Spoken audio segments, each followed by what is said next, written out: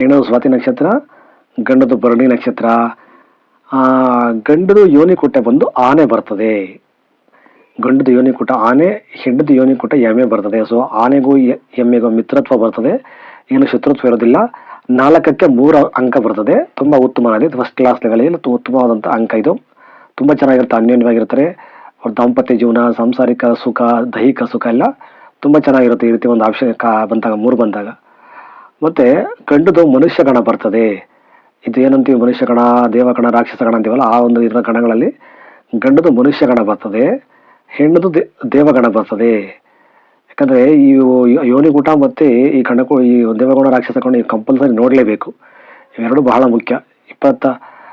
ಈ ಗಣಕೂಟಗಳು 18ಕ್ಕಿಂತ ಮೇಲೆ ಬಂದರೆ ಮಾಡ್ಕೋಬೋದು. ಆದರೆ 18, 19, 20 ಅಷ್ಟೊಂದೇನು ಉತ್ತಮ ಇರೋದಿಲ್ಲ.